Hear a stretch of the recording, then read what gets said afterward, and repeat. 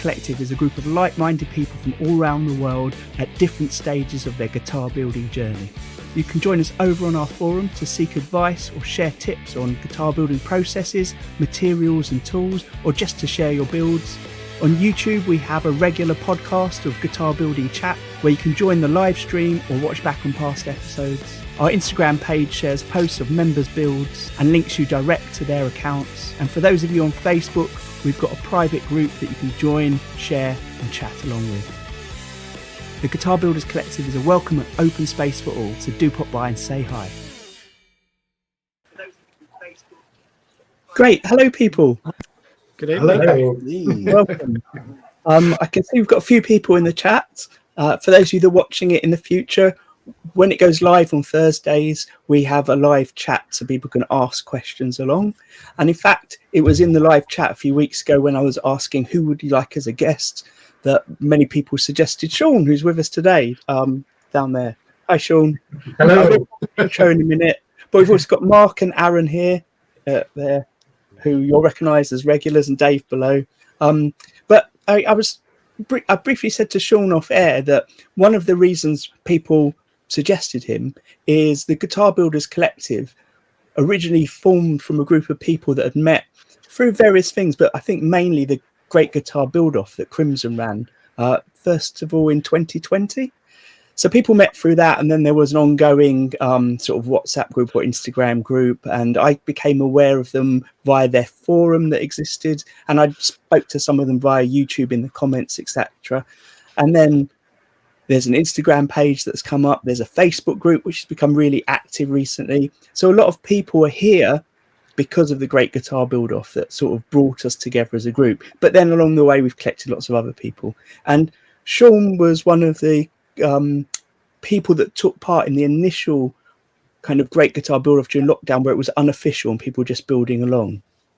And we've seen your journey, Sean. So we're going to have a chance to ask you about that in a minute. I think we've got Scott as well going to join us in a bit when he gets his computer working. Fantastic.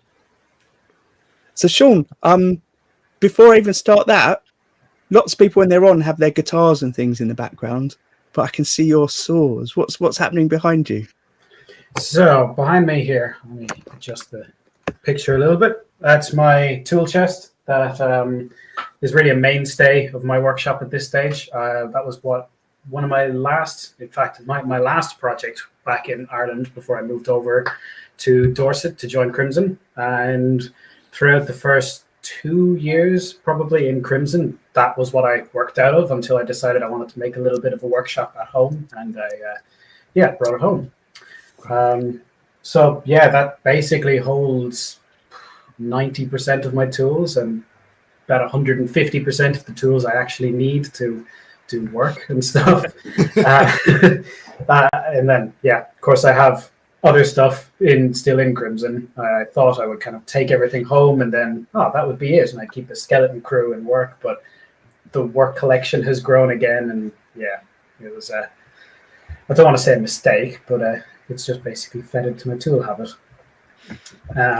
But yeah, that's that behind me there. And you can kind of see on this side, that is a workbench that I started, where are we now, 9 months ago. And it's kind of stalled out a little bit, just life has gotten hectic and everything. But the idea was the two of them were going to be a home workshop that, I have been recording YouTube videos and everything from, but it's not been the most productive workshop in the world. Turns out I like power tools too much as well. So, but that's what's behind me. So looking at those tools, I mean, some of them look like real vintage tools that you use and own. Yes. So the saws are all very old saws. They'd be early 1900s, probably late 1800s. I think all of them. I really like saws. They're a little bit useless for me personally. Just because bandsaws are most of the time a lot more efficient. But what you kind of can't see, you can just about see on the top there's a couple of hand planes in there. So there's about a dozen hand planes in the top, and that's my real weakness, unfortunately. So I have a collection in there of Type 9, Type 10 Stanley planes, which are all from about the 1903 kind of age, and that's kind of that's my collection, I guess. Everything in there is at least 100 years old, with the exception of one plane, which is a Lee Nielsen 62, so the low angle jack. But yeah, everything else is old. I like vintage tools. I like the old style craftsmanship and everything that comes with it. So yeah. I find it hypnotic to look at as well. And we'll talk later on about your tools and the videos you make, but some of the thumbnails as well with the tools are amazing. So can I just step back? What was your background? Have you been into woodworking, involved with woodworking in some way for a long time? No, I have no background in woodworking at all, really. Coming out of school, I actually went on to university to study engineering because at the time I wanted to make things, and I was like, engineers make things, so I went to university for engineering, and that turned out to be an awful lot of maths and learning about stuff that's not exactly making. So I ended up actually dropping out of that and studying music production for another 2 years, which I also dropped out of because that was too creative. So this is kind of how I went. I ping-ponged away. So I moved home and I just kind of started woodworking in my spare time, and then that just kind of led on to Awen lutherie. But my actual guitar building itself started when I was still in school. I built my first guitar at 16 with myself and my dad in the shed.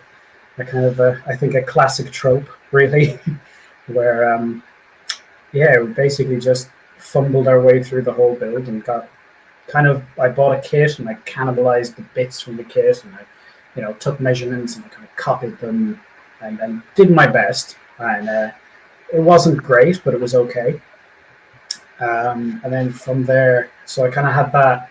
The building was going on in parallel to my other life, I guess, my university and everything. And by the time I'd finished up university, and I say that very, very loosely, I had been building at that stage for 5 or 6 years and doing setups and modifications and all of that.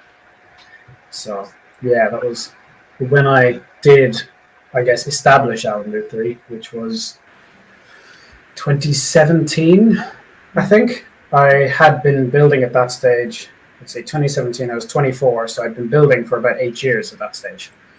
And seems like a long time ago now. It's about 15 years ago I built my first one. Amazing.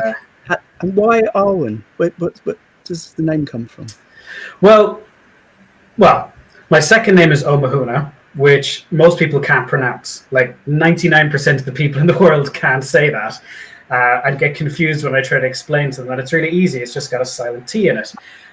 So Omahuna Guitars was not really going to be an option. So I just kind of started looking around and trying to draw inspiration for something. And the Awen is actually an ancient Druidic symbol. So it's you can think of it like it's the symbol I use for everything. So it's like a circle with 3 rays that go through it, and it's meant to represent inspiration and balance and in particular poetic inspiration and bardic kind of things. So I was like, I kind of saw that and I was like, I like the look of the symbol. I like what it stands for. It's Druidic, so it kind of taps into that ancient Irish culture that I quite like, that I come from. So I was like, okay, this ticks enough boxes. That'll do. And I went with it. Yeah. So amazing. Just going to share your YouTube channel so we can see that symbol there. Yeah, that's it. So that was actually that particular symbol was drawn for me by a friend at home who's an amazing artist. He does like a lot of dot work and this kind of dark Celtic style art, and he drew that out for me, and it was always been very happy with that. It worked out well that it's a shape that you can carve into a guitar neck too. Yeah, exactly. That was another important thing. I kind of saw it. I was like, I can inlay that. So, Ooh. yeah. Just trying to see if I can find some images to share while we talk as well. Hey, would you mind, Sean, if while we're talking, I just put on one of your videos in the background of you building? It might be quite interesting. See, I'll do it with the sound off. It might just be a difference for the viewers than just watching our faces. Yeah, absolutely. So Sean, sorry. No, go on, Dave. No, I was going to ask Sean. I mean, Sean's method of building is lovely to watch. You're very methodical. I just wondered how you started doing that. Where did you get your inspiration from and learn those sort of techniques from? For the videos or for the building? Well, for the building of the guitars, you seem to be it's very methodical the way you do it. It's wonderful to watch. Yeah, so I have a bit of an obsessive kind of personality, or maybe not personality or whatever, but basically the way I learned and everything. So I am completely self-taught, and the way I did that, I guess, plays very much into the way I build. Is I basically researched absolutely everything I possibly could. And when I started 15 years ago, YouTube didn't exist as in the form that it currently does in terms of guitar teaching or building teaching. So there was very little video instruction, I guess, there. So I spent a lot of time on forums and just reading everything. And I loved reading, a full breakdown of somebody going through a build. There was Ultimate Guitar. That website had a great forum section with a gear building and customizing sub forum, which I must have read every single thing, every single post in that for several years. And every time you read one of these, you see someone who does something, and something new, something a bit interesting. So you kind of go, oh, I like that, or that makes sense, and you just kind of pick up little tidbits as I went. It's an extremely slow process of learning. I don't really think I'd recommend it to anyone, but that was the way I learned. And because of that, because I always had 10 different ways of doing most things in my head, I always just thought through everything. And because I wasn't doing building full-time or anything like that, I always had time to think, basically. And I used to do a lot of cycling, which meant, I'd have a lot of time, basically, to be in my own head. Yeah. So I was able to think through absolutely everything and think, okay, if I do this, then that's going to be a problem. So I probably want to do that first. And I always, from there, kind of was able to get my flow, I guess, sorted out in my head. And then a lot of it was just trial and error, where I just did something and I was like, well, that was a bad idea. Let's do it a different way next time. Yeah. And have you got a workflow for building a guitar? Do you do it the same way every time? Not really. To be perfectly honest, a lot of time I'll turn up and go, what do I want to do today? And this is what I should do, but I don't want to do that because that seems like hard work. So I'm going to do this instead. But I guess I do in my head have at least a suggested kind of order of operations. But at the moment, a lot of that does come from the fact that I am in Crimson. I've been teaching there for 3 years. I'm the head teacher in the school there. And we have a very set, very regimented kind of order of operations that has been fine-tuned over, well, definitely since I've been there, we've really whipped it into shape. And yeah, over the 3 years, we've just fine-tuned a method of this is an optimized build path, I guess, for people on a tight schedule, I guess, if nothing else. And you've said so many things there that are interesting, but just while you're talking about the teaching, how do you find teaching? Because clearly that wasn't your background, and you did all that research you were talking about, but presumably you hadn't personally been through being taught how to build like face to face with someone before. No, I haven't. Completely just self-taught, which probably does sound a little bit strange. When I joined Crimson, basically there was it's a lot of on the job learning, I guess, and that. And the teaching is one thing that kind of always came natural, I guess, to me. My mum has always said, "Oh, you should be a teacher. It's just be so easy for you." Except I don't really like kids, so that would not have been a very good career path for me. Yeah, so the teaching was actually the easy part, and I had a lot of the foundational knowledge, at the very least, behind me. And when I joined Crimson, it was the 1st of February 21. So we were actually still in the middle of lockdowns. It was 3 or 4 months before we had any students turn up. And I'm also the kind of person who, if I'm not 100% sure on something and I know there is somebody else who is 100% sure, I'll run everything past the other person. So when I joined Crimson, there was 3 other teachers in the room. So basically, before I told anyone to do anything, I would always go up to the head luthier in the room and just go, "Is this the next step? Is that about what we should be doing?" Basically, and most of the time he was like, "Yeah, absolutely." And then I think he got to the stage where it was like, "Stop annoying me! Just this is the next thing. Go do it." But yeah, I don't like making mistakes, and I don't like messing things up, and I don't like making more work for someone. So I was constantly just annoying the poor guy. But yeah, it did just, and then after doing things a few times, repetition is the best teacher, I think. So it just became easy. And then yep, sorry. I was there back to what Dave was saying, that your approach seems very methodical. I can't say the word now. Yeah, methodical. That's it. Methodical. And I know that I remember your video with your announcement of the fact you've been offered a job at Crimson coming up, and it was clear that Ben had seen something in your videos, like the one we're watching now, of how you make, that he could see was not just the quality of what you build, but the process you go through that's really strong and focused and has something about it that is easy, not easy to do, but easy to follow and understand what you're doing. Yeah, a lot of that again comes down to the fact that I kind of have a natural aptitude for teaching. So if you did watch that first series of this build that we're currently watching here, it was probably only 50% actual doing, and the other 50% of that whole series was me talking through what I was about to do.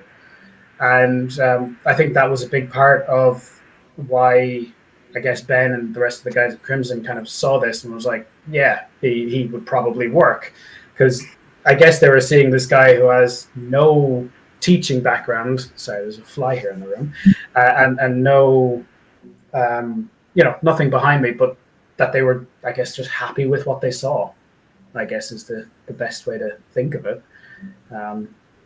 Yeah. They were willing to take a chance. And I know they'd been looking for teachers for a fair while at that stage. So they probably saw me and was like, this is a guy building in his shed who seems to be, more or less doing the right thing. Let's take a punt on that.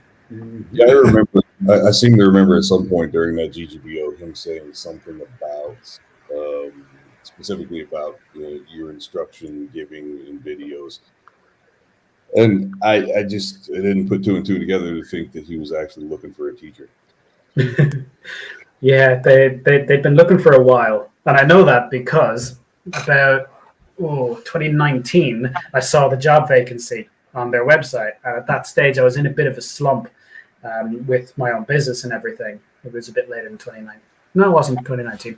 And I was actually going to apply. And I had everything ready. I still have the folder on my laptop somewhere of a cover letter and my CV, and it's all ready to go. And it was only at the last second that I kind of said, nah, I'm actually very happy here at home. I'm going to keep working at this. And then, less than 12 months later, they'd taken me on. So I was like, that's a weird twist of fate, but okay.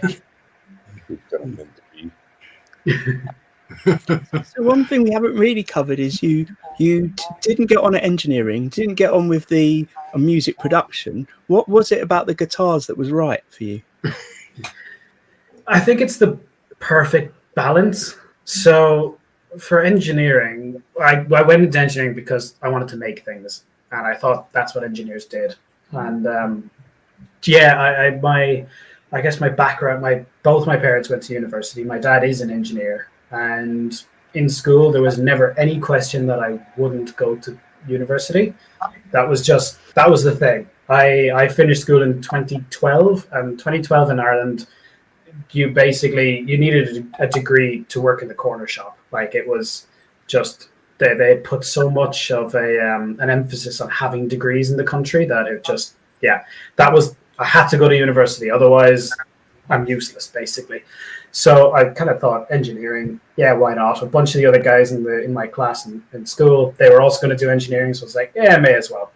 And it just didn't fit, and I'm not very good at doing things that don't fit. I'm not able to just put my head down and power through. My brother is, and I'm so jealous of him. He's able to kind of go, I don't really like this, but I'll finish it and then I'll do something else. I'm not. I just throw the toys out of the pram and move on. So that's that, which is kind of what I did. I kind of thought engineering, actually I need something more creative. And then I saw music production, and I was like, there we go. That's creative. That's really creative. Turns out it's too creative.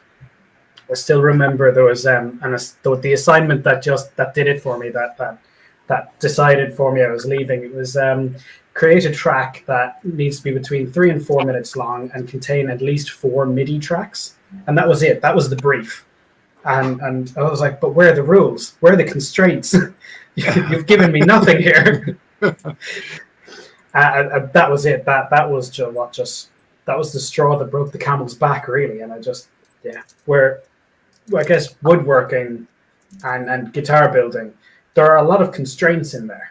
Really, when you think about it, there are a lot of the frets have to be in the perfect place. The scaling has to be correct. There are certain parameters that must be adhered to, within reason, of course. You can change things, but it gives you a nice basis and a nice kind of framework to work with, while still having a lot of room for creativity.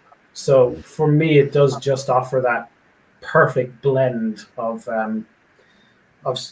creative freedom and also just strictness, I guess, if that makes sense. Oh yeah, absolutely. Even like the video we're watching, it's a Les Paul inspired is the title, but yeah, we've got that sort of framework of, we know what a Les Paul looks like, but then you can take it your own way, and the choices of wood, etc. We talked about this quite a lot, how a lot of the boutique builders seem to spend much more time picking their choice of wood and lining everything up than you would ever get if you were buying a factory built guitar or a big company built guitar. Oh yeah, absolutely. I mean, you only have to look at a Fender neck and you can tell that they didn't spend very much time picking that wood out. They've got like the most flat sawn wood in the world. And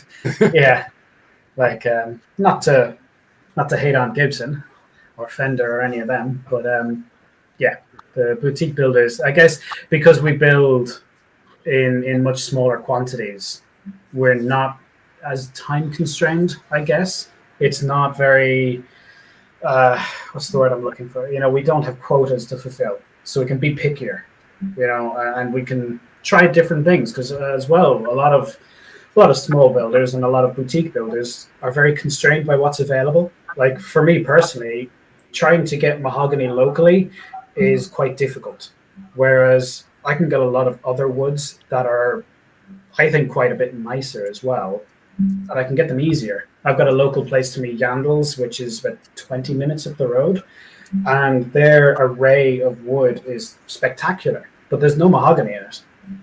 So if I was to build a Les Paul in the morning, you can bet that there wouldn't be any mahogany on that guitar, because it's a bit more difficult for me to get. And I can go up the road and get some stuff that's cheaper, and I can pick it out, get the exact orientation and the exact look that I want. So we're a bit like that for maple over here in Australia. That maple isn't something that we have access to. So to do like a flame maple top, I'd be buying it from the States as the only option. So I think we've all probably got timbers that are really common in our countries that probably inspired a lot of the original Gibson and Fenders, whereas you kind of then find something else that does the job instead. Exactly. I mean, even in the UK, we don't have a lot of maple. I don't think we've got any maple. I know in Crimson, all of the maple that we get, it comes from Canada or northern US. So yeah, but we've got loads of sycamore, which is, very, very similar. It's slightly lighter, a little bit softer, but in essence, it's the same stuff. The grain is more interesting on it, I find. But yeah, I think there's a lot of adherence to the old ways in the guitar building community, or the guitar playing community for sure. Yeah. And I mean, I fully maintain that, the use of mahogany and everything. Mahogany was a very cheap wood, and it's very, very easy to work with. If you go back to the days of furniture building, a lot of the reason that they used so much mahogany was because, a couple of the guys went over to South America and they're like, holy, look at the size of these trees. I could bring these back to the UK and they're really cheap. And so mahogany was a cheap wood. It was cheap. It was so easy to work with as well. So you had all the guys over here in the UK and France and wherever, the market got flooded with all of this wood that looks pretty nice, but it works a dream. They're all used to working with oak and everything. And then suddenly you've got this stuff that just cuts like cheese. It's like, oh wow. They're gonna market the hell out of that thing. And I fully maintain Gibson did the exact same thing. They were like, we can buy one tree of mahogany and that'll keep us going for a full year. Or we can work and try and find other stuff. That's absolutely the way I kind of see it. Is these guys had access to super easy to work with and super plentiful wood. I mean, they're going to use that. It's interesting watching while we're talking and seeing how many times you're using power tools as well in your build for this one. As someone with that beautiful toolkit behind you. So it shows that there is a mix. I want to talk a bit about your YouTube channel. So I can show some of the videos after this one. But one of the things that I've really liked, and Simon, I don't know if you saw this comment, Simon in the chat just said that he spent his professional life engineering, and now as a guitar building is his retirement. And Sean, he said you'd helped him a lot over the last couple of years. And yeah, a lot of your videos are based around which tools are good for which jobs, or which tools are great for a beginner luthier, or which machinery you need. And I wondered what made you want to do that sort of content on YouTube. So it's a combination of things, really. I really enjoy explaining concepts. I find, not to sound too big-headed, but I find usually I can grasp a concept quite well. I think it comes from I'm very good at thinking too much about things. And I think usually I can kind of figure out something. So one of my most popular videos is about neck angle, basically. And that was one thing that in the school in particular, a lot of people they can't get their head around it. And it was one thing that for me as well, I struggled a little bit to get my head around it for quite a bit until, for me, how do I put this? Basically, once something clicks, it makes perfect sense. But until it clicks, I'll kind of sit there and I will just dwell on it forever. And I found that once it clicked and I figured it out, I'm able to kind of explain it and pass it on. And I do enjoy doing that. At the end of the day, I do work at a school. There has to be some kind of enjoyment to teaching there, realistically. And I do enjoy explaining things like that. And that's kind of where that content came from. I was like, hey, this is something I can do, something I can explain. I thought it would be a good piece of content at the end of the day. I thought it'd be something that would help grow my YouTube channel, which it absolutely has if you look at the neck angle video. And the other thing is it was something that was very, very quick and easy to record and edit. Because doing a video like the one that we're watching at the moment, that takes so much time and effort and just energy. This guitar was built over about 3 months at least, which wouldn't have taken anywhere near that long if I hadn't been recording the whole thing. And then the editing process is just shocking. It whereas I found that these other kind of more talking based, more talking head videos. I could do them fairly quickly. They were still interesting. I still found them interesting.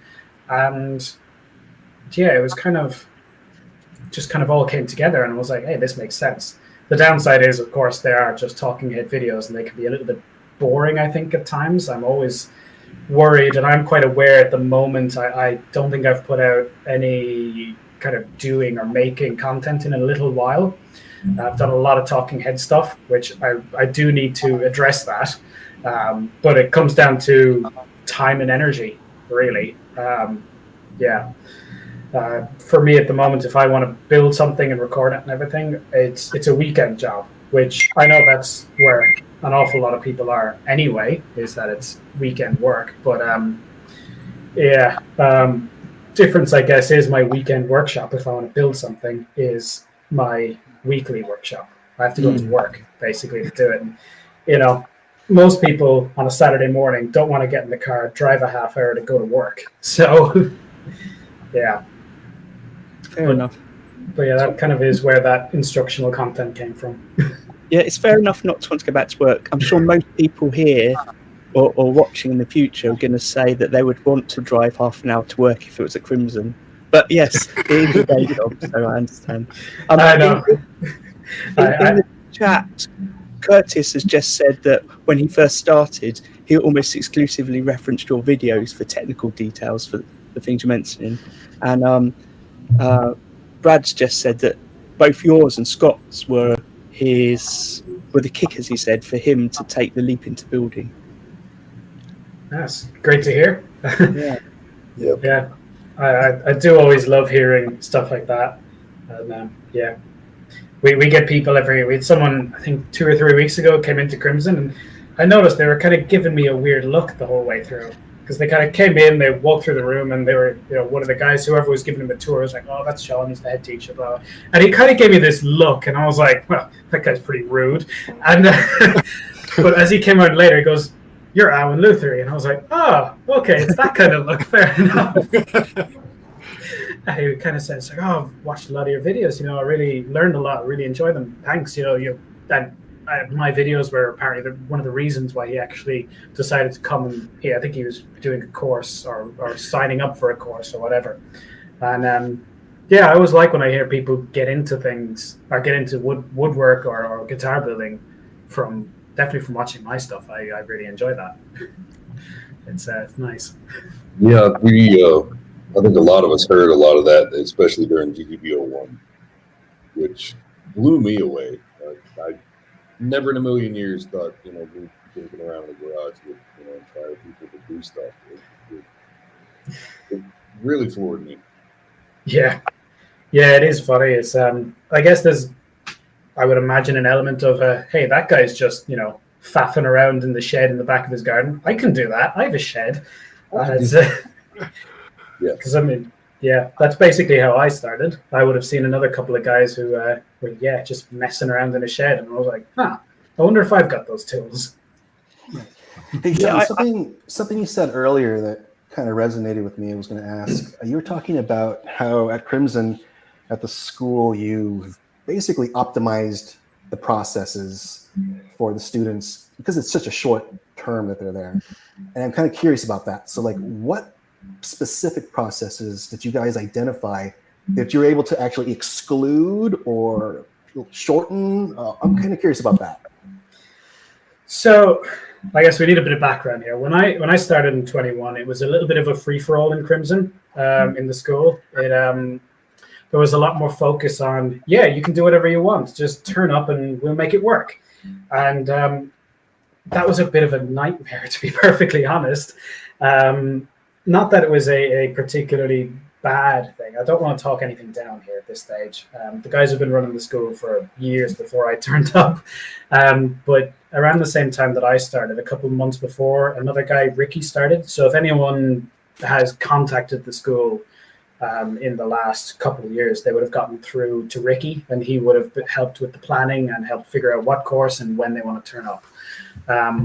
And there was kind of the guys that were there in the school when I started, they actually left over the course of about a year and a half, just for their own reasons and everything. So it kind of ended up, that's how I kind of rose up to the top, up to the head teacher role. Bit of a last man standing situation, really. But myself and Ricky just kind of took the whole thing and molded it. So, for example, we do a 5-day course, which is one of our most popular. That's Monday to Friday, 9 to 5. That's not a lot of time. And we would have people turning up, and they'd be building things that you really shouldn't be trying to build on 5 days. It's just not feasible. Even like Strats or something, but like Strats with drop tops that have been bent over the arm, and we'd have all kinds of messing around like this. So we kind of said, hey, on a 5-day, you could do a telly or something telly-ish. So you're talking, flat top, flat neck, no trem, no particular carves, a basic instrument, which realistically is very reasonable for 5 days. It's without kind of batting everyone's dreams down. But we would have, we also had a 6-day course, which is one of our next popular ones, which Monday to Saturday, 9 till 6. So it's a fair few more hours. But we'd be building Les Pauls on these courses. And sometimes we'd have like hollow body Les Pauls, which is just, still my skin crawls when I think of something like that. So we sat down and we just said, you know what? No, you can build a Strat on a 6-day course.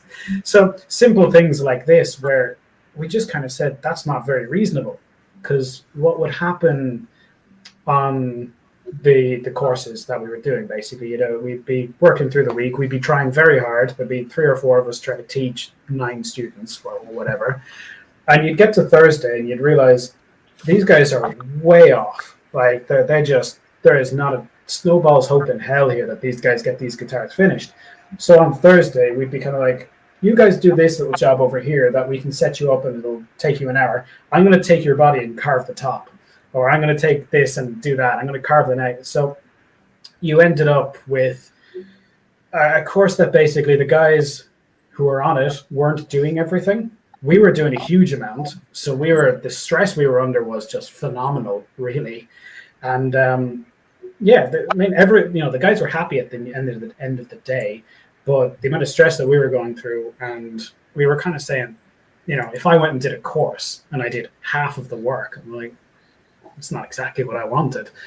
And the processes weren't clearly defined. The head teachers kind of had an idea in their head of what way they wanted to do it, but kind of a lot of the times we weren't entirely sure. It's like, we should probably do this now. Oh no, we've forgotten this other thing. So one of my big things that I did with Ricky, we trimmed down what you could do on these courses, but then I also sat down and I just wrote out all the processes, and I kind of said, right, first thing we want to do, we want to start with the neck, and we want to cut out the neck. We want to write the truss rod. We want to glue the neck on. And it was just laying down. So what we have in the school at the moment, and it took years to get here, really, we have people doing sensible things on courses, and every single bench in the workshop has an A4 booklet, effectively, which is a course program. And in that program, there's a step-by-step, basically, how to build a flat headstock neck, how to build an angled headstock neck. And we've just laid out, these are the tools you want to use, these are the measurements you want to use, and this is this. So basically, we have it now where it's easier for the teachers because they don't have to remember very much. I've written it all down. And it's easier for the students because they don't have to remember everything we say because it's all written down.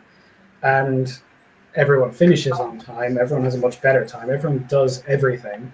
And we've just tightened up everything really nicely. And so it means that as teachers, we have a lot less stress, which is fabulous. That's what everyone wants in their day job, is less stress. It makes it easier for new teachers to come into the room. And basically just makes life a lot easier for everyone. And so we basically just kind of whipped it into shape. I tried to teach somebody local, and it reinforced something that I had forgotten about that makes perfect sense, is that beginners want to make their dream guitar, the very first one, and have the entire kitchen sink in it. And you have to temper those expectations and say, look, settle down. No, you don't want $300 piece of wood on this thing. This is going to be garbage. Your first guitar. So that's not the tagline for the course, though. Going to be trash. You want cheap wood. This is practice. Just settle down, temper your expectations.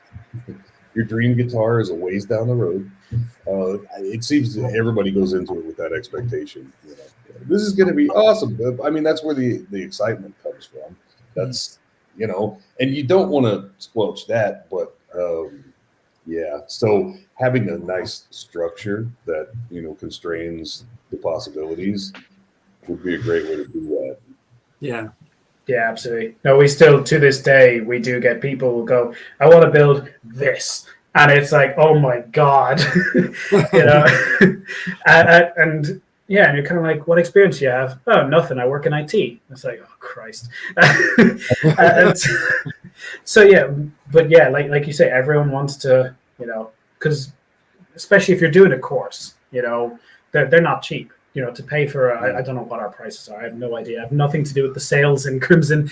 But if you want to come to one of our courses, they're not that cheap. And you have to take a week off work or 2 weeks off work or whatever it is. So, and if you're from, the US or Australia or anything, that's a very expensive holiday at that stage. So, yeah. So a lot of people kind of say, I'm going to do it once and I'm going to get everything I want out of it. And, we do pride ourselves on, no matter what people want at this stage, you will finish with a good working guitar. And very, very rarely do we have people that don't finish. And if they don't finish, it's usually because of something catastrophic has happened. We'll hit 5 o'clock on a Friday and the bridge is in the wrong place or something daft like that. It's that's when people don't finish. That's when we kind of look at it and go, tell you what, come back Monday for a day or leave it with us and we'll ship it out to you. We'll sort it out. But other than barring stuff like that, people always leave Crimson with a working guitar that they're happy with, we're happy with, and everyone's happy with. Are people coming to, obviously some people coming to learn about building with the intention of building again, but some people just going because they want a one-off guitar that they've built with not necessarily intention of doing it again. Yeah, absolutely. So, and yeah, this is one thing I just don't like people doing, which I probably shouldn't be airing it out in the wind like this. But we get people that I find I would imagine they've gone to a custom builder and said, "Hey, this is what I want." The custom builder is turning around and going, "Holy God, that's going to be 10 grand." And they're going to go, "I'll just build it myself." And, those builds are difficult usually because they almost always vary from what we kind of want to do. From a school point of view, what we want to do is Strats and Tellys and Les Pauls and PRSs, and we don't really want to vary very much from that. But what everyone else wants to do is usually different things. There's a lot of stuff that we couldn't care less, scale length, number of frets, the finish on the thing, shape of the body even. We don't really care that much about any of that kind of stuff. But a good example actually is this week, and hopefully the guy's not in the chat or watches this or anything. He wanted a travel guitar that is headless, and he's left-handed. So we were kind of looking at this and like, okay, but he wants it to be acoustic or have acoustic properties. So already we're like, all right, this is a difficult brief. So I'm quite happy actually with how we're going to do it. So we're going to hollow out the body. It's effectively going to be a semi-hollow body. So it's not going to be an acoustic, but it's going to be louder than an electric. And we're going to leave a little area at the end of it, which we kind of route from the back so that it's 15 mil thick for tuners. We're going to put banjo tuners in the end of it. So it's going to be effectively, I think there's that meme somewhere of is it a Les Paul or an SG that someone's, I don't know if they've superimposed the headstock behind the bridge. Yeah, basically we're building that. So, but in hollow. So, yeah. So we get guys like this, which they take 20 times more of our time, which is fine at the end of the day. But it's from a school point of view, it's like, this is not what we want to be doing. But as a service, I guess, and a service provider, it's like, well, this is what we're doing. And they are fun builds as well at the same time. So it's the builder in me is like, absolutely, let me get my claws into this. And then the teacher in me is like, oh boy, this week's going to be tough. So, all right, 2 weeks. He is here for 2 weeks, thank God. But so we get guys like that, and then we get guys who will do a 5-day course to dip their toe in the water, and they're like, I want to try this out before I commit to it. We have another guy, I think, turning up in a couple of weeks' time. He's going to do a 2-week course, and then his intention that he'll return after a couple of weeks for 2 blocks of 5 weeks. So effectively, he's going to do our 3-month course. Yes, 3-month, 12-week course. But he's dipping his toe, and if he likes it, he'll pay him to do the rest of it. And that's actually smart, and not that I run into a lot of beginners, but it doesn't seem to be very common. The more common idea is, I'm really excited about this. I'm going to sell the boat and buy a bunch of tools. And hold on, you haven't even built your first one yet. Just settle down. Oh my God, people. Yeah. I do like the idea though of someone that, even if it's just a Strat, not an ornate, hollow, semi-acoustic travel guitar, it doesn't want to go into guitar building. They just want to build a guitar. They want to do one for themselves as a one-off, so they learn how it works and that they can say, I've done this. And I think that's a really interesting thing. But I can see that problem you're saying, Sean, where someone comes along with exactly that. No one else will build it for them. They're going to have to build it themselves, and they don't know why no one built it for them. Yeah, usually they figure out fairly quickly why nobody wants to build it or why they want to charge so much for it, because they kind of, usually 9 times out of 10, those people finish up the course and they're like, well, that was difficult. And it's like, yep, it was.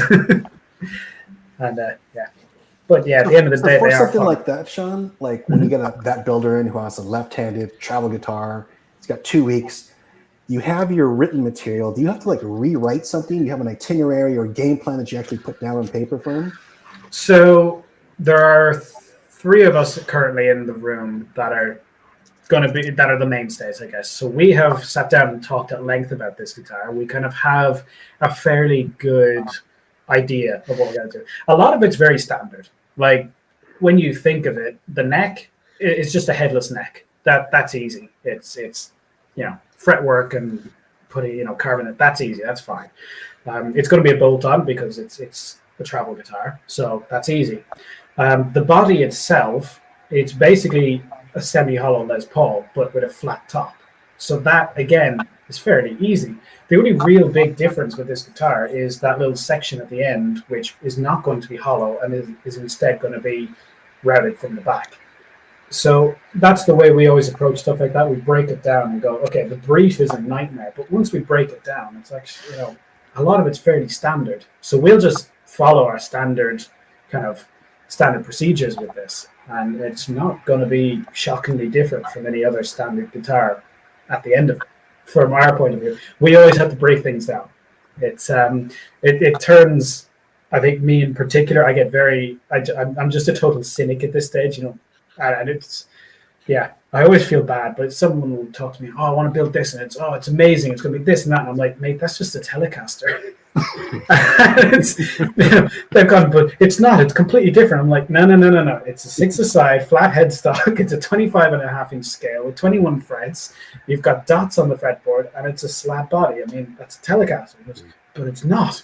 And I said, okay. Because and this is something that I think the school has kind of ruined that for me. It's taken a lot of wonder out of the world, where I just kind of see a lot of things in black and white. It's like a Strat. It's just a telly with a contour. Okay, fair enough. Easy. Next. It's break things down to constituent parts and make life easier. Yeah. So we've got a question for you, Sean, in the chat from Simon. Do many people come basically for the training and more interested in learning the process rather than wanting a specific guitar, so they can go home and carry on?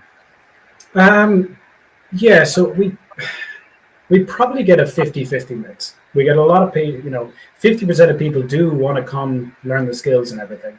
The problem is it's very difficult to learn skills properly in the space of a week or in 2 weeks. So we more consider them more like experiences, whereas we have the 3-month course, and that is a learning course. First and foremost. So on that course, the students build 3 guitars, which is one every 4 weeks, which we don't even offer a 4-week course, but we slow everything right down. Yesterday, for example, this week we just started a 3-month course. So yesterday was day 3 of the 3-month course, and we've 2 guys on the course. Those guys have basically the end of yesterday. They finished up. They're one of them's building a P bass and one's building basically a telly with a top. And where they finished on day 3 is where we would have a 5-day student at about 3 o'clock on Monday. So we have slowed it down so massively, and it's like we've done all of our drawing and designing. So basically, we made the 2 guys sit down and draw out their guitars. There's nothing weird about them. But we're kind of like, this is why the bridge is there. This is why that's there. This is, explaining the ideas behind things. And like tomorrow, for example, I'll be going through one of our bandsaws is a broken blade, which is a great opportunity to show people how to replace blades on bandsaws, how to set them up. And, by doing that, I can also tell people it's like, hey, if you push too hard, you can see the blade twist, it hit the bearings and all this. And you can kind of explain to them better, how the machines work and how to use them, and they just learn a lot more from that. But on the other side, we do have guys will do the shorter courses, so they might turn up on a 2-week course and build something like a Telecaster, which we would usually do on a 5-day. And that allows them to really take their time, and we can spend a bit more time with them and kind of explain things better. And we can make them do things again, which sounds a little bit silly, but we can be really strict with them. So for neck carving, usually on a 5-day course, if you're building a Telecaster, you've got like hour and a half maybe is what we give you to carve a neck. Whereas if you're doing that on a 2-week course, it's like you can take the whole morning. You can take a full day if you really want to carve that neck. And because they'll come in and they'll go, is this perfect? And we'll say, no, it's not. Do a bit more here. Do a bit more there. Watch out for this. Look out for that and carve that out. So yeah, we do get a fair few people who want that, who want the slower course that they want to just learn more things on. And we'll have people, we'll do like 3-day courses that are setup only, and we'll have people will turn up for 5 days and all they want to do is setup. So we'll be like, grand, bring as many guitars as you can because we're going to make you do an awful lot of setups. Setups are one of those great things that we can teach someone in a day, but they'll get faster and faster. So people that come for 5 days to do setups, the first one might take most of a day, but the last one probably takes an hour, and they just blitz them by the end of it. So yeah, that is the nice thing about the courses we do is we can cater very well to people, to whatever they want to do, and we enjoy catering to people in that sense too. I've got to say, I signed up to do a guitar building course years ago. At the college in London, that was an evening class, and I wasn't aware from the way it was described what the course really was. And the course was you're building an acoustic guitar, and it's an evening class for 10 weeks. But actually, most people do the evening class, and they do it again, and they do it again. So most people end up to build their guitar. It's like a year's worth of evening courses, or however long it is. And that wasn't really indicated in the description. The description was very much about you're learning the theory of how necks are made and blah, blah, blah. And having done other courses at the same place, I thought it was going to have some practical element, but a lot of demonstrating and explaining things. But the first 2 evenings were basically sharpening cabinet scrapers and chisels. And then we got to pick the woods we were going to use. We weren't really explained what the choice of woods were or how things were going to work. It was just, here's the next stage, and you won't learn about what's going to be next until you get there. And I just gave up on it because it wasn't the way that I like to learn at all. So I really appreciate this idea that you have a course that is intense, 5 days, and you're guided through it, or you can do it in 3 months. You've got all of the theory kind of explained at the same time, and the variation of, you're doing the same thing, but you're learning totally different things, or not totally different things. You're learning a lot more. Yeah, so our 5-day courses are very much like that. It's, here's a piece of wood, draw your guitar on it and cut it out. And it's, here's your booklet. If you want, you can read through it and you'll see what's next, but you don't have time to do that. Get out there and use the bandsaw. And it's, so they are very much go, go, go, because, yeah, as I say to everyone, building a guitar is difficult. Building it in 5 days is just ridiculous, it's, building something in evening classes like that, because I'm assuming they were only for 2 or 3 hours at a time. That would be hell for me. I would hate that. I don't work well with short bursts. I like to have medium bursts. I don't like long ones either. I get bored after a while, but a morning or an afternoon, that's what I need. Well, for those people, I would think you're mostly a hobbyist, and for hobbyists, I mean, it's spending time on your own in the shop, and that 5-day course is exposure. Exposure. Yeah. And we've talked some about this, like Daniel, being in art school. Like my first semester in college, graphic design, you had to take ceramics, you had to take sculpting, you had to take lithography, and everything. They just wanted you to have a little bit of exposure to it. So once you understand something about the medium and get a little, at least get to dip your toes in and know what you're dealing with. And then it gives you a head start to actually go spend time by yourself in it. So I would think it'd be kind of hard to actually teach everybody or teach somebody what they really need to know. That would take, a huge amount of time. Exposure is the important thing, Yeah, and it's not just exposure, it's accessibility. Like, you're going to Crimson, to this school, and you have access to tools, you have access to knowledge that you wouldn't have on your own if you tried to start from scratch in your shed. Yeah, absolutely. Yeah. The tools are the big one. I'm currently in the process of buying a house with my partner, and one of the big things that I'll be doing there is building a workshop and then filling it with tools. And I'm like, this is going to be a gigantic bill by the time we get to it. It's like, I'm kind of in my head, I'm like, 10 grand for a workshop, that probably is enough. And it's like, it probably isn't enough. It's like, yeah, so, which I don't have 10 grand anyway, so it doesn't really matter. But yeah, it's because, again, in the school we get people who are like, I'm going to set up a workshop when I go home. How much do you think I need? Like £1,000? And it's like, buddy, you're going to want to spend £1,000 on the bandsaw. Like, yeah, good luck with £1,000. So it's, I'm a big believer as well in not half-assing things, so which can absolutely make me look like the tool snob I am, but I am absolutely find out what £1,000 can buy at a bandsaw, and then look secondhand and get that. And so when people kind of hear me say like a couple grand, £4,000 or £5,000 minimum is what I'd be saying to start up a workshop of any reasonable caliber. And which you always get someone who's like, yeah, but you could just do it with a jigsaw and a rasp. It's like, yeah, but that sounds like misery to me. Hey, that's my first guitar. That's my first guitar. It's my first guitar as well. Is a jigsaw and an old crappy 1/4-inch router, and that's why I tell people don't do it. It's just, that's where madness lies. Yeah, mine was the same thing, jigsaw, and like the spindle sand a bit that you put in your drill press, a couple of those at different times, and it took ages. The first few were like that. I was lucky. My dad had a lot of tools, and I didn't realize how much I had learned about them over the years. But and then I inherited a lot of those, so I had access to a bandsaw, even though it was kind of not the best shape. But I at least didn't have to jigsaw it.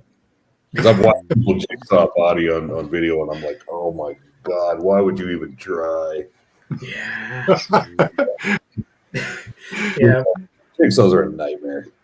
I think one of my first YouTube projects was like rebuilding one of my second guitar ever, which again I'd made with a jigsaw.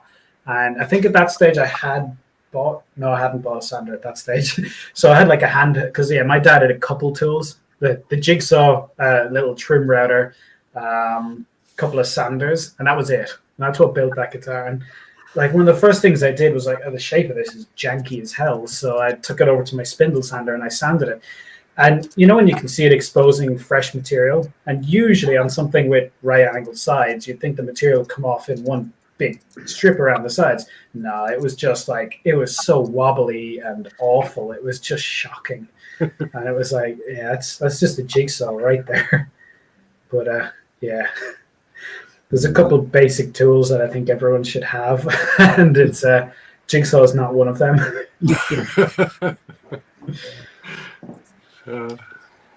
So can we ask, are you building your own guitars now, Sean? Currently, this second, no, because of my aforementioned problem of time and energy. Yeah, so but I want to. I have plans, and I am perfectly allowed while working in Crimson to build my own guitars outside of it. Yeah, because funny enough, that's one thing people have asked me before is like, can I do it? It's like, oh, yeah. But yeah, so that is on the cards.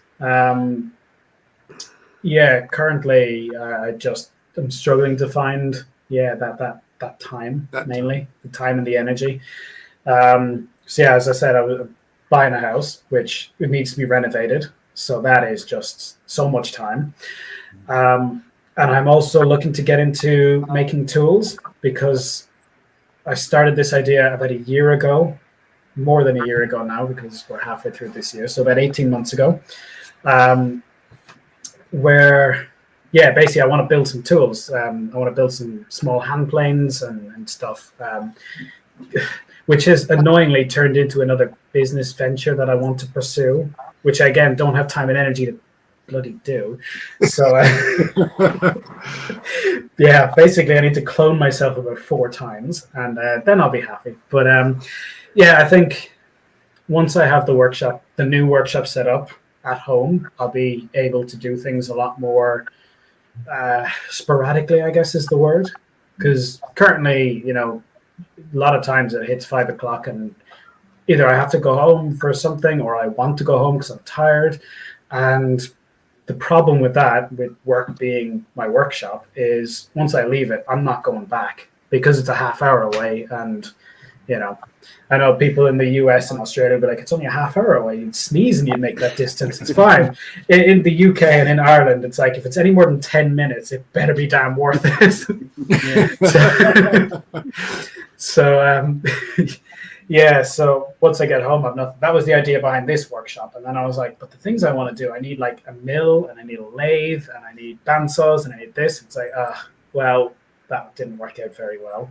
So once I have a workshop, I'll be able to put some tools in there, and I'll be able to, I'll be able to come home at 5 o'clock, and I'll have dinner or whatever.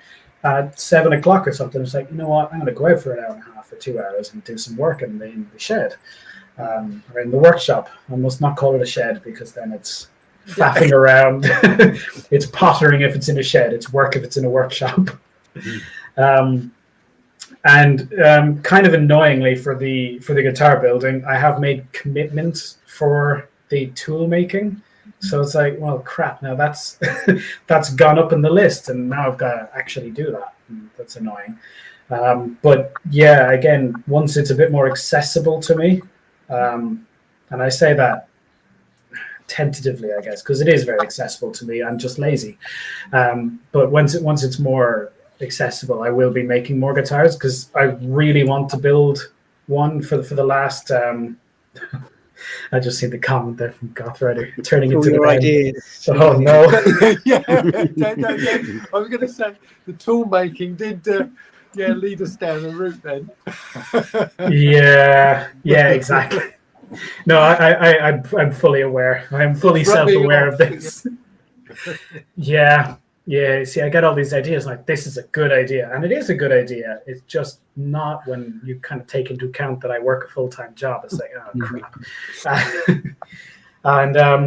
But yeah, once I manage to free up my time a bit better and more sensibly, then yeah, I will be absolutely making guitars. Again, I have ideas in my head which I try to keep to myself about them, because if I say them out loud, I commit to them. But yeah, the other thing is I'm very aware of how difficult selling guitars is, and because I guess one of my big problems with guitar building is I don't actually play the guitar very much anymore at all, really. And I love building guitars, but currently, if I build a guitar, it's going to be for me, and then I'm probably not going to play it very often. That feels like a bit of a waste.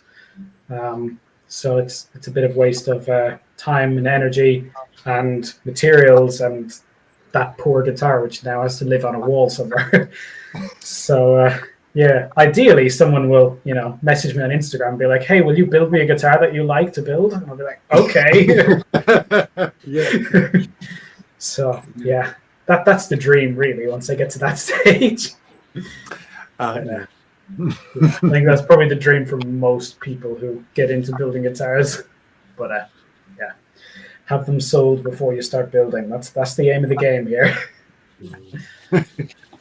Getting back to shed versus shop, can you define the word pottering for us dumb Americans? Pottering. So when you go into your, and it's usually a shed. I maintain you do a lot more pottering in a shed, but you can do it in a workshop, where you go in, you spend maybe 3 hours, and you come out, and you go in to make a cup of tea, and your wife, girlfriend, partner, boyfriend, whatever it is, kind of goes, "Oh, you must be doing great work. What did you do?" And you go, "I think I organized some screws," and that's it. That's pottering. Yeah. It's where you spend a lot of time and you do nothing. Yes. There we go. Occupy. That's a very good description. Yeah. It's when you come away and it's like, "I've had a very nice time." And it's like, "What did you do?" "Nothing. Absolutely nothing." Or usually... there's nothing better than getting a big tin of mixed screws and a ruler, and then just putting them all in the right box. The right box is the bin. No, I have completely left that, because my dad was horrific for that. When I started, it was my dad's shed I was using, and that was a shed. That was, paint cans and those organizers that somehow have become completely disorganized, and it's like you get one of the paint tins, empty it into an organizer, organized. Good job, me. And I spent so long going through those tubs, and like the old fairy tubs. I don't know, are they in the UK or the US or anywhere else, but those green kind of yay tall with the lid, the plastic tubs of fairy. And we had so many of them, just full of random bits, and I spent so long sorting them. Whereas nowadays I'm just like, if that's not immediately apparently useful, it's in the bin. I'm not interested in that. And only buy screws you need and keep them in the box that they came in. I have tons of that to deal with, because my dad had got jars filled with, and it's labeled screws. Yep. There ain't no way I'm ever going to go through that. And I think he inherited some of that from his dad too. So I've got like third generation, disorganization. I remember clearing out. I don't even say it was my granddad's shed, because he actually died before they moved into this new house with that new shed. So it moved from my granddad's shed to my grandma's shed, and then Dad came up to clean it out. He took all the boxes of, like the big crate of boxes of screws, brought them back to our shed, and then I organized them. Like, a lot of good, valuable stuff in there. It's just buried. Yeah, and it's very valuable to give it to someone else who'll melt it down and cast it into something actually valuable. I used to have a pot that I put all my screws in when I couldn't be bothered to put them back where they actually go. I've got a very organized screw drawer set, but then I've got this little tub that I put the leftover, and then I had another tub when that one filled up, and then another one, and then one day I sorted it all out, and then I noticed the little tub was filling up again. So now I've got 3 tubs, small screws, medium screws, and big screws. But I noticed the other day that some screws aren't really small or medium. They're kind of in between those two. So it's beginning to just become a mess in my workshop again. But then I saw this amazing thing, which I wanted to share last week when we were talking about 3D printing, and it's this. Oh, right. Yeah, You make a little ramp that you roll your screws down, and they fall into the right. I might get a 3D printer just to print that. We all need one of those. All your screws through there. No.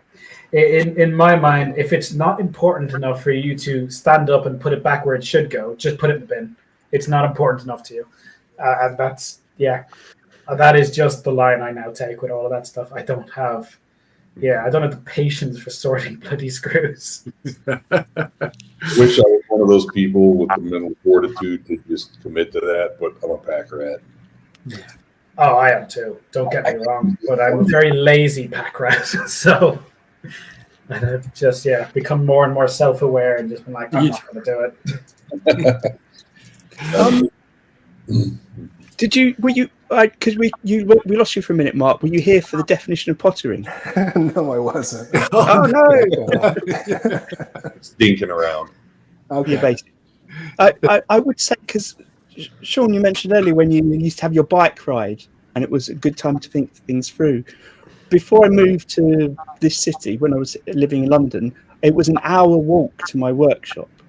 It was quicker on the train, but I always walked because I hated waiting at the busy train station. And I got so much done in that hour walk. It used to be I would think through my plan for the day, and I'd often problem solve on my way home with the things that were going wrong that day or decisions I couldn't make. And I found it so beneficial, and I really feel like I need to get back to that. And my current way I do that is sort of pottering, is sorting out screws or is sweeping up the workshop. And I find that that's actually quite a productive time, not just to make it a more accessible shop to use, but just the thinking time. Yeah, absolutely. I mean, any time for thinking is good. Is time well spent. And but you do have people who potter for the sake of pottering. And for me, when I'm sorting screws, my mind is on sorting screws. So that doesn't work for me. That doesn't count then. No. It just ends up being stressful because it's like I'm going to need so many boxes to put all these odd size screws in, and then But we talked about this before too, and I can't remember there's a term for it, but programmers know this well. That you get kind of tunnel vision trying to solve a problem, and go do anything else to free your mind from that, and your mind is still in the background kind of working on it. And once all the clutter falls away, there'll be a nugget of actual usefulness that will, usually condense into an actual thought that, go do anything else. Oh yeah, duh, I should have. Yeah. No, we get that in the school as well. We get people where if something starts going wrong, and you can see them in their head, they just start clenching basically. And that's when you just kind of tell us, like, put down the tools, go make some coffee. Like, because, you just got to get out of that situation. And, whenever you get any problem, you just tools down and leave, basically. Yeah. Which, when I was at home, I was really good at that. Because, if something went bad, if you get some bad chip out on a guitar, do not fix it then. Just don't do it. Walk away, make some tea, go for a walk, go ride a bike or something. That's what I used to do. Another helpful little programmer tool is they call it rubber ducking.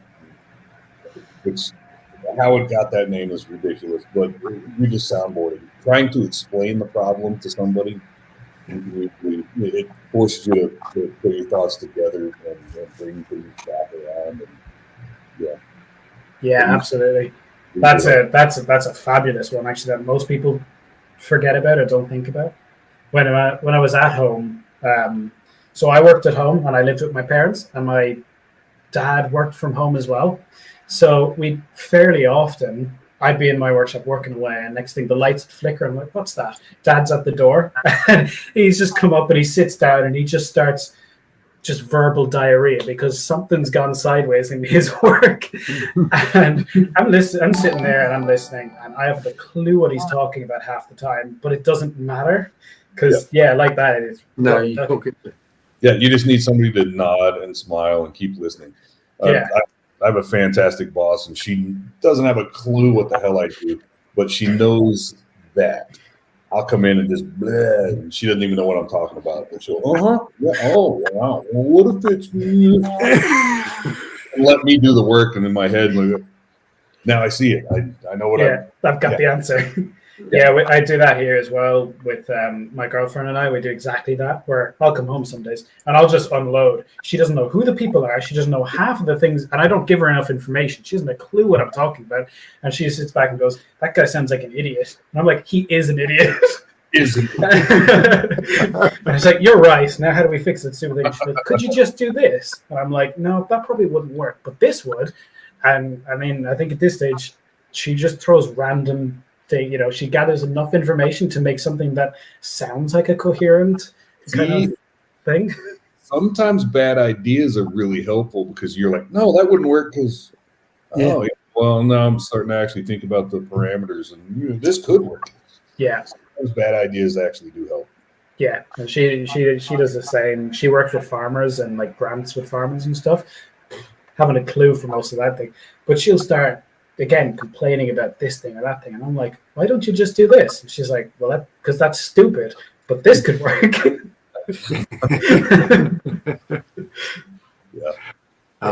Rubber ducking. I never knew there was a term for that. Yeah, well, I know why. I don't know why it was named after one person, but somebody had.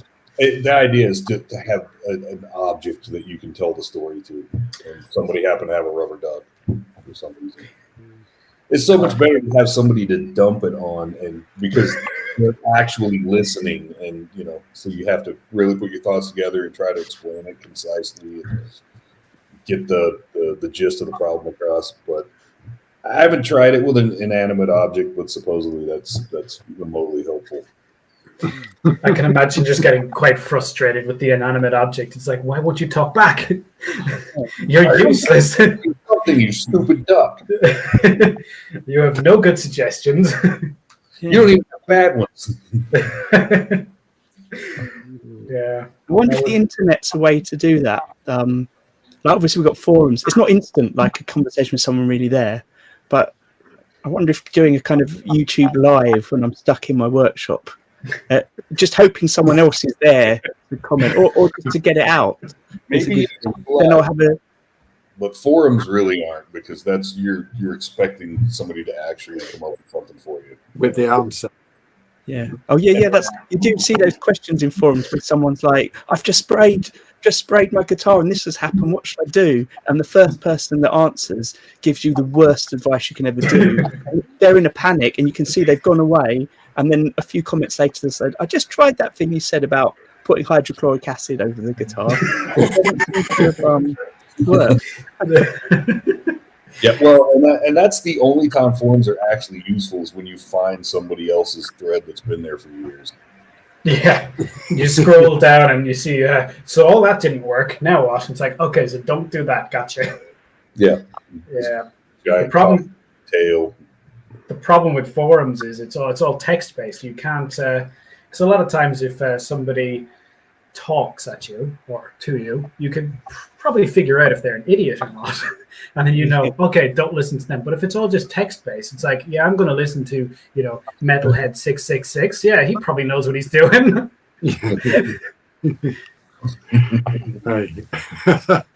Acid. Okay, yeah, let's try that. Well, let's give that a go. It's like, oh wow, my guitar melted. Okay, fair enough. I did bring up hydrochloric acid because I accidentally said that instead of acetic acid in a video once. And someone pointed that out, so I had to mute that bit of the video and put a caveat in the comments for anyone that watched it. And by that time, it was quite a successful video.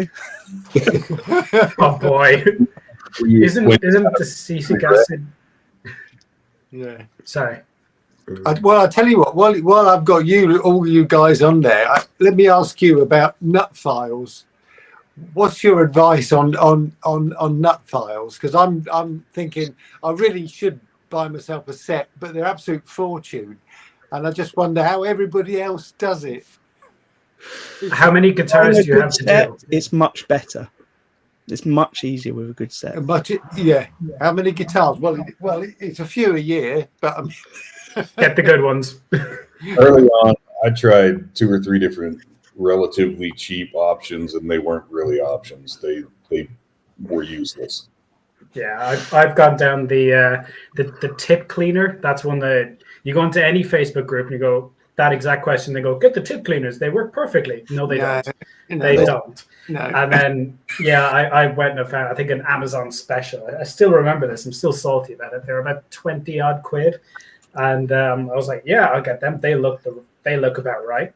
And picked them up, and they were all massive. They were all the same size, first of all, and they were like, for a bass E string or something. They were gigantic. Yeah. But they're all labeled correctly. So I went and I filed all of them. They were all huge nut slots. And I was like, why don't these work? Because they're cheap crap. And the way, because I get this in the school all the time where people will, that exact question. And I'm like, look, nut files, I think, are some of the stupidest tools. Because as tools, they are useless except for one job. Exactly. And like you said, they cost an absolute fortune. But Like, really work for that job. Yeah. There are quite a few different types as well. Someone just put up the Hosco ones. So I've got the Hosco double-sided ones and some StewMac ones, and Hosco also do some now which are just like more like the StewMac single ones that go in. You clip them in a little plastic holder and you use them. And what I would say is definitely think about what you're using them for. If you're just doing guitars, and for example, you can buy a set that just matches the string gauge you're going to use and just stick with that. But I feel like a completionist a lot of the time, and I get a bit frustrated that I've now got a mix of Hosco and StewMac files, and I wish I had just all of one make over another so they all look the same. Right. There's no real difference, really. No. But I mean, my theory was that you buy sort of ones for, I don't know, like a 10, and then if you needed to make it wider, you just waggle it a bit. Funny enough, that's exactly how I tell people to do it in the school. But my advice to people always looking to buy those, or who ask that question, basically, I always say, look, if you're only doing a couple of guitars, find a local tech, throw them a few pounds to just do it and be done with it. If you've got 3 guitars to do, you can probably sweet talk a tech and just tell them, look, I don't want the setup, just file the nut. Done. You can probably get it fairly cheap. He'll do it. He'll have a set. Happy days. Done. Forget about it. If you've got several guitars or several a year to do, just buy the good ones and be done with it. Buy once, cry once. They will work. There are, from what I know, there are 2 real, I guess 3 main sets. There's a bass set, there's the guitar set in double-sided, and then there's the set of 10 that you can get as well of individuals. Yeah. I know the Hosco ones, basically. That's all I use. Right. If you've got acoustics to do, you get the set of 10 because that goes up to a gauge big enough that's actually useful for you. And like the margin for error on these, like you don't have to get the absolute perfect size for the string you have. I was going to say 10% is a perfectly fine margin for error.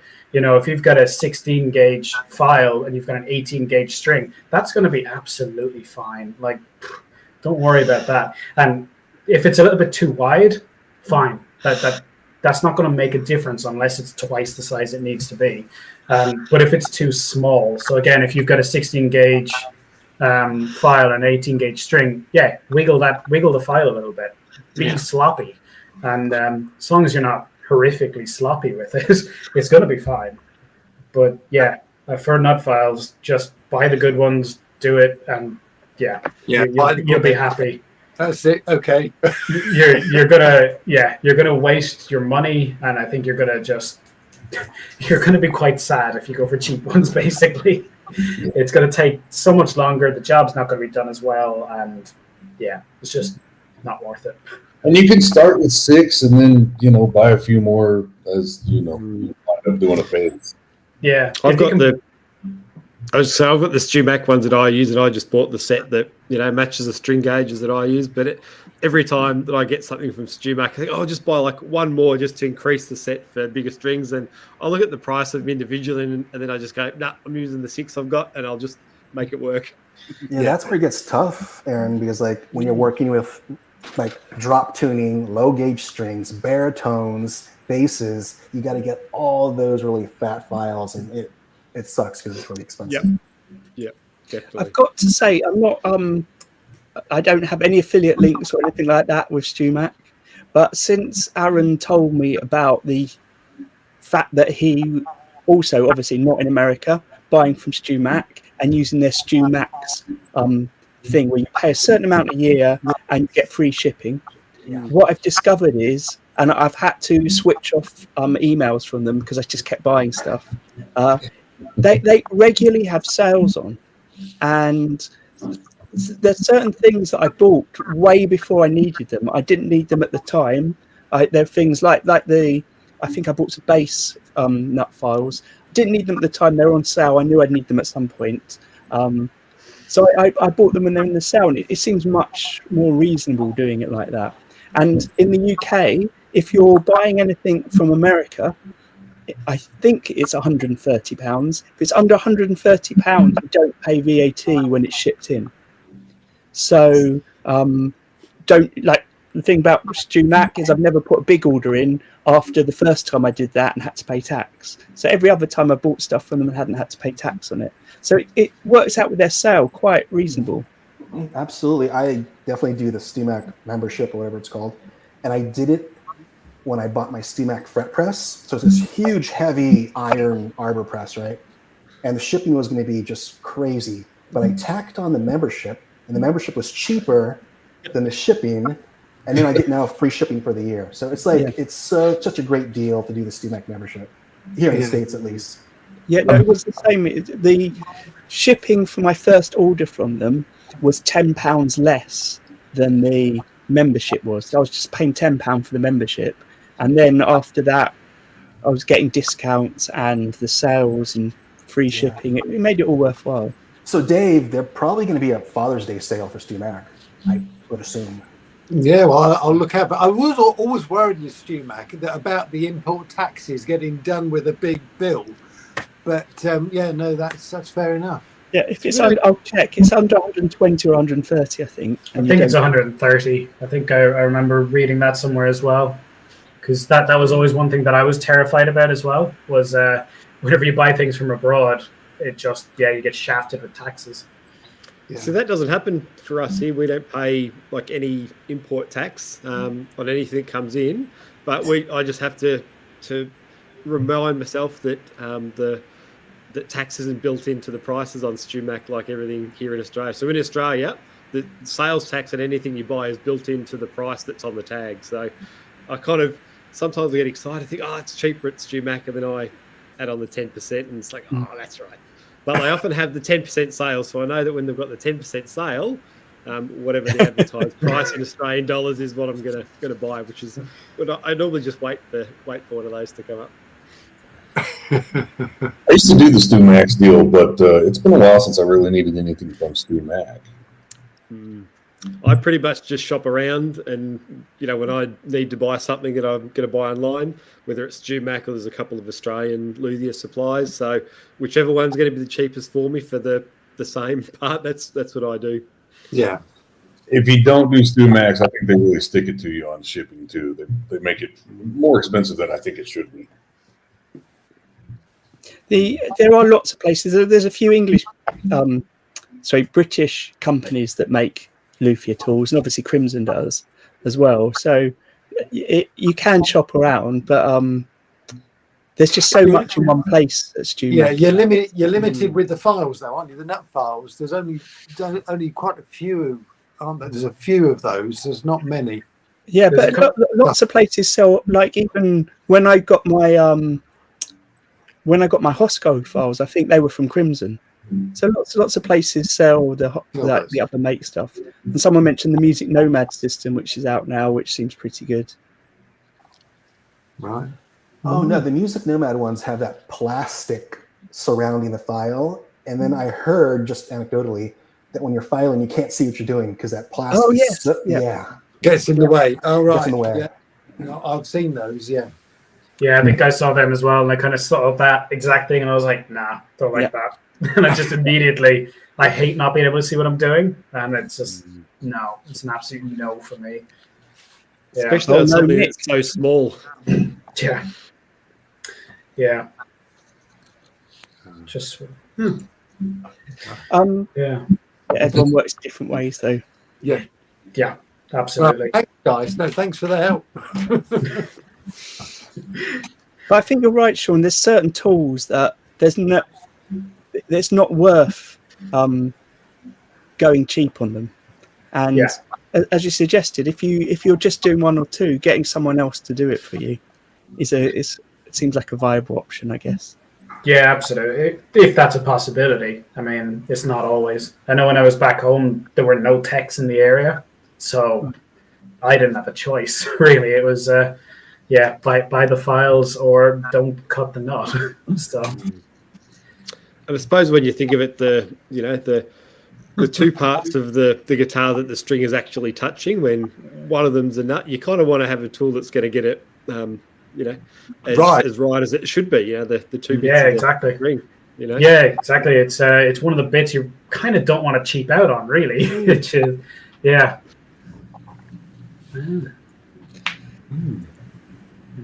So I'm having chat stuff come up on the screen here as well, and that BB Guitars just saying, I'm not going to try and pronounce that. Oichikyo or Hiroshima files. Yeah, I think I had a set of the Oichikyo ones. Or Uchikyo. The problem I had when I was looking, and I bought a set 2 years ago, was some of the companies that were selling them, were like some of the Japanese sets seemed to be on websites which seemed quite dodgy, like not quite Temu, but like even like not quite as user friendly. So I was wondering whether I was going to be paying quite a lot of money for something that was not a legitimate thing. But I think possibly they were just, that's the site for importing things from Japan, and that's what it looked like, and maybe they were going to be good. I think a lot of the problem with stuff like that is if it's a slightly smaller name, they may have more difficulty getting in. So I know, for example, in Crimson, we use the Hosco ones. We buy them from Hosco directly, but Hosco do a lot of different things. So we'll put a big order together. We'll buy a lot of stuff at the same time, whereas those other brand files, like the ones that BB Guitars just suggested, they may not. Hosco might not do that. They probably don't because they're competitors. And you may find that's all that those guys sell, or maybe they sell a couple of different things. But for businesses, resellers, basically, they may not want to go and start up a whole new line of supply with a new business when they have one that does other things. Because a lot of these businesses have minimum order quantities as well. Again, Hosco, I think we need to get a minimum of about $5,000 with them, or else we can't order, basically. So I would imagine that there's companies out there are disincentivized by that. So we'd be more inclined to go, stick with the Hosco ones because they might build up half our order and get halfway to our minimum order quantities.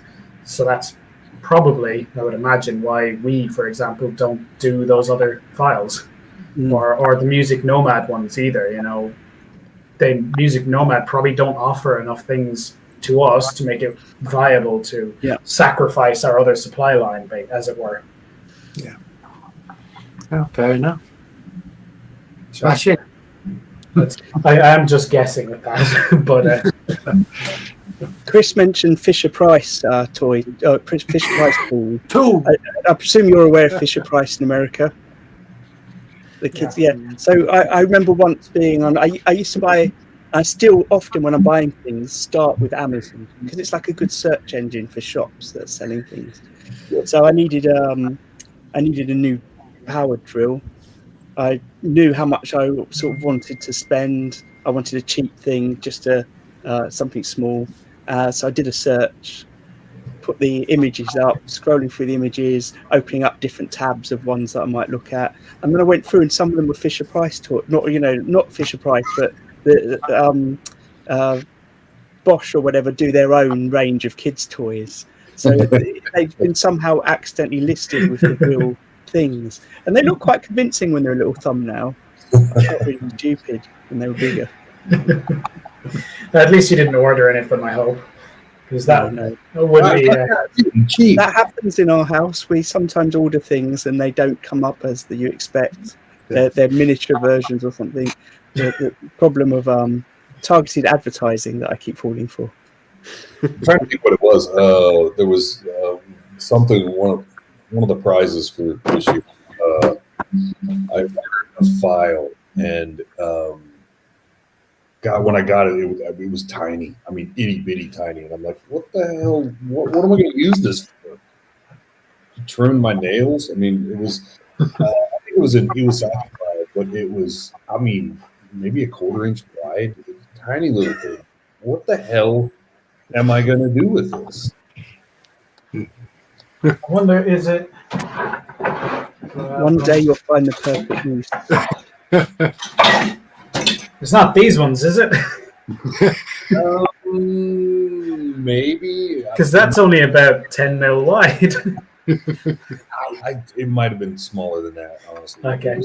I don't know if they do any smaller ones. In the picture, I mean, I never in a million years would have assumed that they, make a toothpick into a file. I almost fell into that trap as well when I was looking for a low-angle jack plane, a number 62.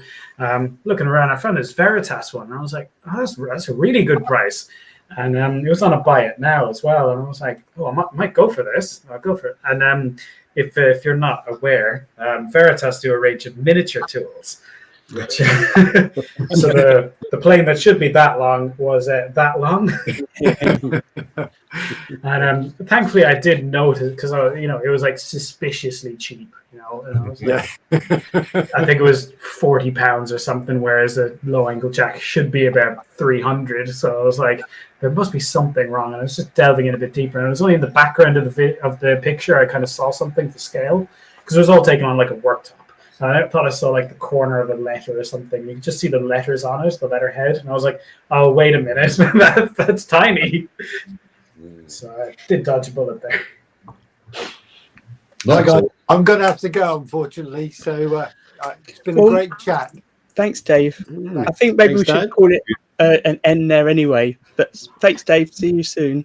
And just so anyone that's watching knows, I put in the top of the description for this video links to Sean's YouTube channel and Instagram, and the same for all of us as well in there as well.